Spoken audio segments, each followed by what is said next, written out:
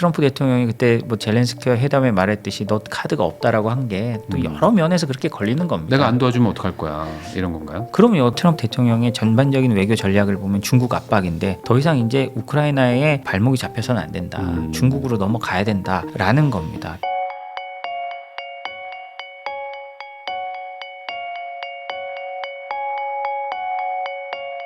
조희준 작가님하고 이야기 나누고 있는데요.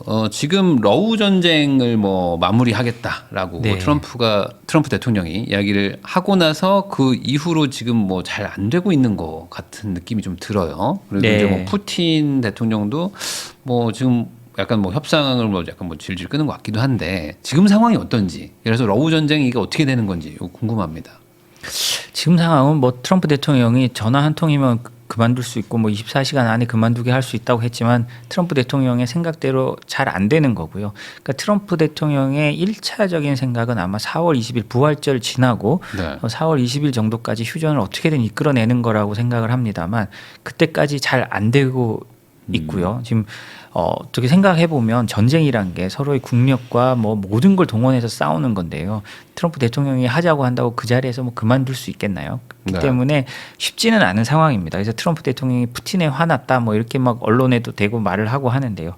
앞으로 어떻게 진행될지는 지켜봐야 되겠습니다만 원래 휴전 협상이란 게 쉽지가 않습니다. 한국의 그 우리나라 같은 경우는 6.25 때 휴전 협상을 몇 년 했냐면 2년을 했습니다. 네. 그만큼 어려운 겁니다. 서로의 부모 형제가 죽고 서로 그렇죠. 들끓는 여론이 있는데 그 안에서 협상파들이 우리는 이렇게 해서 빨리 끝내는 게 좋아라고 해서 전쟁을 중단하는 거 좋은 거 누가 모르겠습니까? 그럼에도 중단할 수 없는 게 전쟁인 거거든요. 명분과 정치와 수많은 이해관계 그리고 피가 끓어오르는 그리고 한쪽에서는 죽어가는 사람들, 이 모든 최악의 상황이 정치적으로 최악의 상황이 전쟁인 겁니다. 그거를 어느 한순간에 나 돈 내기 싫어라고 한다고 끊을 수 있다면 얼마나 좋겠어요. 그게 안 되는 거거든요. 그래서 현실적으로는 트럼프 대통령의 계획대로는 안 되고 있지만요. 그렇지만 외교적 속담이 있습니다. 소세지는 맛있게 먹는 거지 만드는 과정을 보면 안 된다라고 하는 거거든요. 소세지 만드는 과정에 내장 씻어서 부유물 다 빼내고 그 안에 뭐 고기 지우 넣고 얼마나 잔인합니까? 그런 걸 보는 게 아니라는 거죠. 그래서 이제 우리가 이 소세지가 어떻게 요리되는지는 한번 시간을 가지고 봐야 될 겁니다. 그렇지만 트럼프 대통령의 말처럼 어느 날 갑자기 비엔나 소세지가 뿅 하고 나타나듯이 전화 한 통화에 나타나듯이 그렇게는 되지 않을 것 같습니다. 그러면 트럼프 대통령은 왜 러우 전쟁을 이렇게 빨리 끝내려고 하고 그게 어찌됐든 간에 미국의 국익에 도움이 된다고 생각하니까 그렇게 할 텐데 그 네. 이유는 또 뭔지 궁금하거든요. 트럼프 대통령은 뭐 계속 말해왔듯이요. 미국의 세금 안 쓰겠다는 거고요. 취임사에서도 이긴 전쟁뿐만이 아니라 전쟁에 참가하지 않고 그만둔 전쟁으로 평가받겠다라는 취지로 말을 한 적도 있거든요. 그렇기 때문에 전쟁을 빨리 여기서 끝내버리고 더 이상 미국 세금 안 쓰겠다라는 게 가장 큰 거고요. 두 번째로 뭐 트럼프 대통령의 전반적인 외교 전략을 보면 중국 압박인데 더 이상 이제 우크라이나에 발목이 잡혀서는 안 된다. 중국으로 넘어가야 된다라는 겁니다. 그래서 최근에 미 국방부의 임시국가 전략 지침이란 게 좀 워싱턴 포스트가 보도를 해서 나온 걸 보면 그 미국이 군사력을 투입하거나 뭐 군사 외교의 가장 중요한 거는 대만 점령 저지고 나머지는 한국도 한국이 지켜라. 우크라이나도 우크라이나로 해라. 이런 식으로 나온다는 거거든요. 그래서 대만 점령 저지로 된다는 건 모든 게 이제 중국 견제에 맞춰진다는 겁니다. 그렇기 때문에 빨리 우리는 이제 그쪽으로 옮겨야 되는데 여기 발목 잡혀 있기 싫다라는 그런 걸로 보면 될 것 같습니다. 그러면 결국에 뭐 이걸 조금 뭐 이성적으로 본다면은 러시아를 아까 말씀하신 닉슨 전략을 하려면 러시아에 또 약간 좀 그 발을 또 걸쳐놔야 되기 때문에 네. 러시아한테 불리하게 휴전을 하기는 좀 쉽지 않겠네요.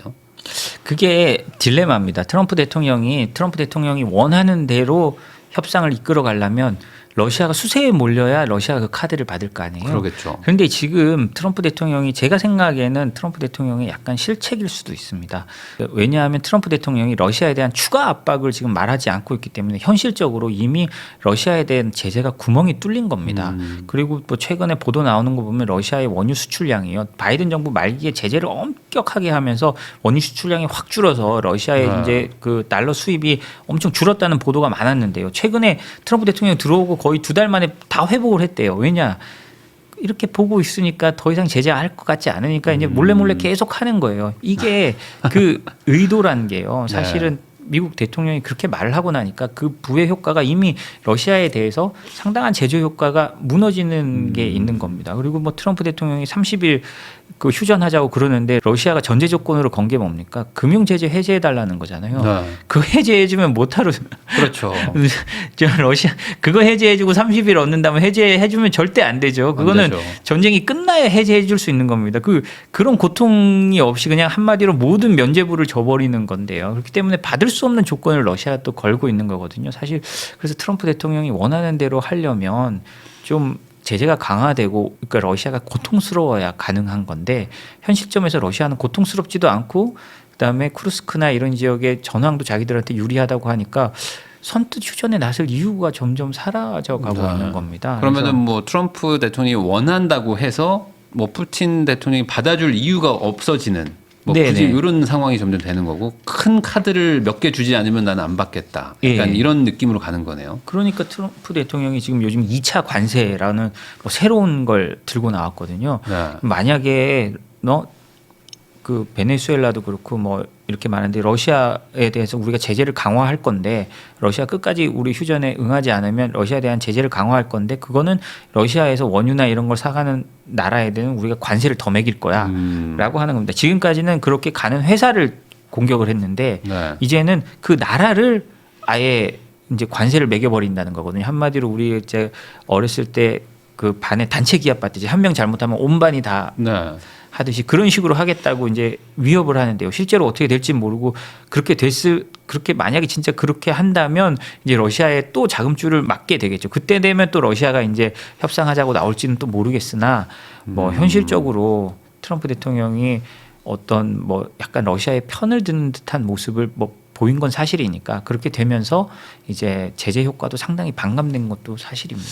그런데 이제 말씀해 주신 것처럼 미국의 세금을 써서 우크라이나를 지원하는 거는 싫고 근데 미국이 또 이거 협상 카드가 먹히게 하려면 러시아를 또 압박해야 되고 예. 그러면 결국에 누군가 남의 돈으로 이 우크라이나를 지원해서 예. 러시아를 또 이렇게 수세에 몰리게 해야 된다는 건데 예. 결국에 그러려면 유럽밖에 없지 않을까 싶기도 하거든요. 예. 그럼 유럽은 지금 어떤 포지션인지 유럽이 좀 우크라이나를 지원하려고 하는 건지 그렇죠. 모두 알다시피 트럼프 대통령과 젤렌스키의 그 정상회담이 거의 파국으로 끝났지 않습니까? 네. 뭐 일단 저는 뭐 그래도 양측이 모두 좀 얻은 게 있다고 생각을 하는데요.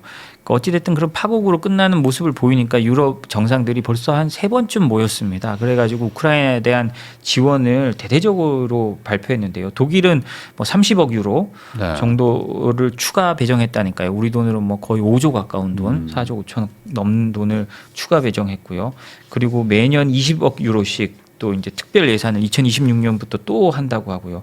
그다음에 뭐 프랑스, 그다음에 뭐 영국 이런 데서 추가 군사 지원도 엄청 발표를 했어요. 그런 걸 네. 따지면 미국의 이제 또 미국도 미국 지원 그대로 지금 가고 있거든요. 트럼프 대통령이 잠깐 막았다 다시 풀어줘서 바이든이 약속했던 지원들은 또 계속 가고 있습니다. 거기에 더해져서 들어오는 거니까요. 뭐 우크라이나 입장에서는 뭐 현 시점에서는 미래에 미국 지원이 끊길 가능성이 있지만 현 시점에서는 좀 더 지원을 많이 얻어낸 효과는 있었죠. 그런데 근본적인 문제는요. 작년에 우크라이나가 전 세계에서 가장 무기를 많이 수입한 나라였습니다. 뭐 네. 당연하겠죠. 근데 그 중에 거의 절반이 미국산 무기였거든요. 여기서 보면 알듯이 미국이 안 해주면 전쟁을 못 치르는 겁니다. 네. 그래서 좀 또 그런 또 딜레마는 있죠. 유럽이 뭐 해주고 돈을 주면 미국에서 그 돈 받아서 살 수도 있겠지만 그렇게 하는데 또 미국 무기는요 또 독특한 게 그냥 우리가 사고 싶고 돈 주고 사고 싶다고 바로 사는 게 아니고 뭐 행정부나 의회에 또 허락을 받아야 되는 경우도 많아요. 그렇기 네. 때문에 좀 이렇게 우크라이나 입장에서는 어쨌든 미국이 적극적으로 도와주는 게 가장 좋은 거죠.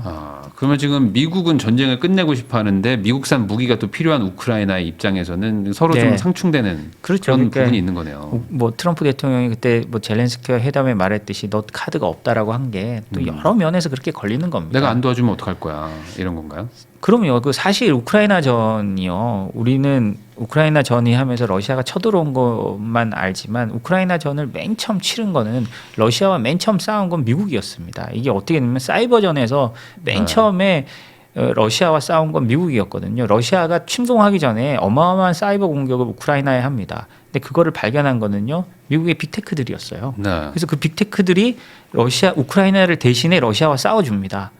러시아와 싸워주고 우크라이나의 전산망을 빅테크들이 다 보호해서 그거를 다른 나라에 옮겨까지 줘요. 네. 그래서 우크라이나가 무너지지 않는 거거든요.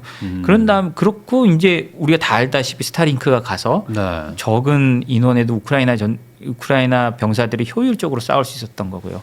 그렇기 때문에 현실적으로 미국이 없으면 일단 우크라이나 전산망부터 무너졌다고 생각하면요. 네. 전쟁을 할 수가 없었겠죠. 그렇겠죠. 명령을 하고 뭐 이런 게 안 되니까요. 그러니까 현실적으로는 미국의 역할이 절대적인 겁니다. 예.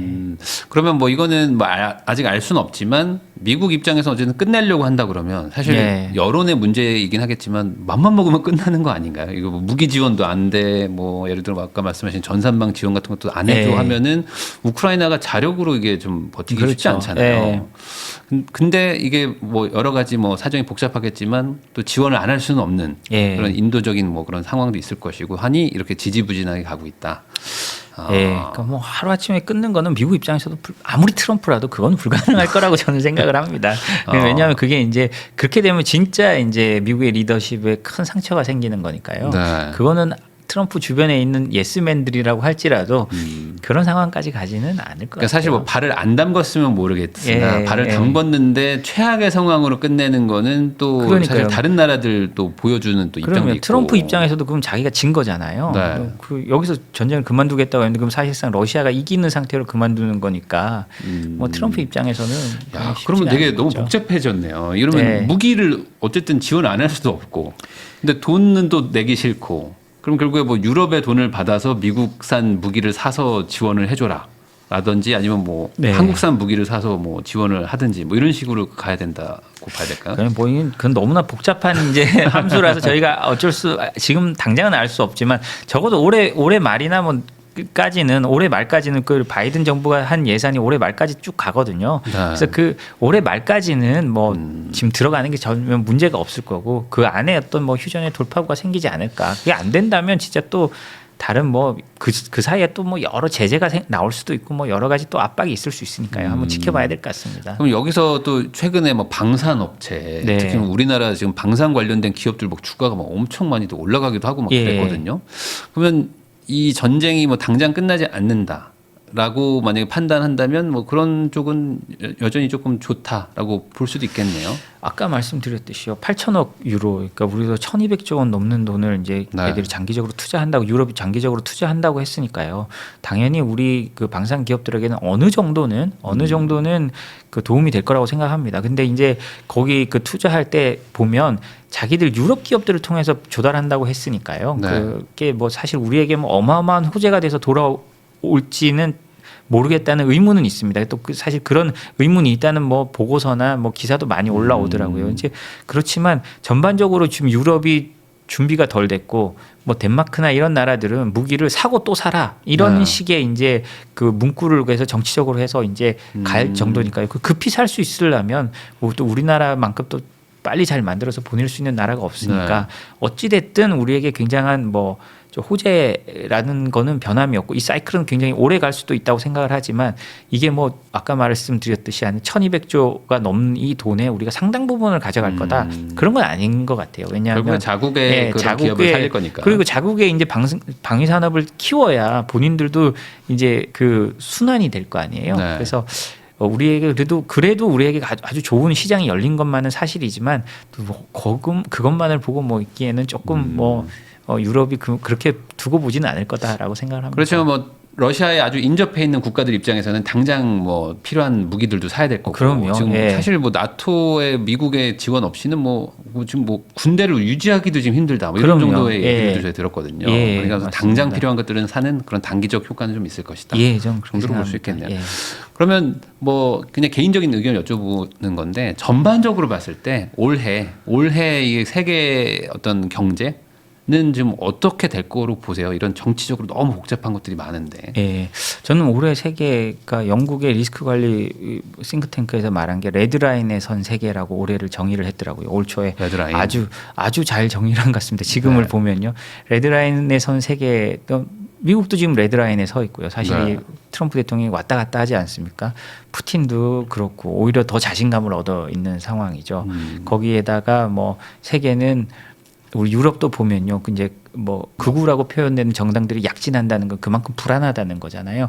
명쾌한 해법을 말하는 정당들이 어쩌면 지금 그 소구력이 있다는 건데 그 명쾌한 거라는 건 사실 우리 이 복잡한 세계를 명쾌하게 재단하다 보면 레드라인을 넘을 수 있는 가능성이 크잖아요. 그러니까 이민자 다 쫓아내 이런 식으로 아주 단순하게 하다 보면 세상이 오히려 혼란스러워진다는 걸 우리가 보고 있지 않습니까? 그래서 우리가 이제 이 레드라인에 선 세계에 있기 때문에 지정학적으로 굉장히 어려움이 많을 거라고 생각합니다. 그리고 점점 정치가 경제를 이끌어가는 시대가 뭐 보시다시피 되고 있잖아요. 네. 그리고 이제 경제 우위의 시대가 사실은 뭐 점으로 가고 있다 하면 그거는 너무 과대한 것 같지만 경제 우위의 시대가 흔들리고 있는 건 사실인 것 같습니다. 그래서 이런 복잡한 정치적 상황 때문에 이렇게 주식 시장이든지 우리 여러 경제 시장이 많이 흔들릴 거라고 보면 맞을 것 같습니다. 그러니까 경제 발전과 잘 먹고 잘 살자라는 어떤 그런 기조가 이제는 좀 없어지면서 이제 서로 이제 분리되고 막 좀 대치되고 하는 거라면 당연히 경제적으로 리스크는 커지는 거고 그런 것들이 이제 금융 자산 시장에도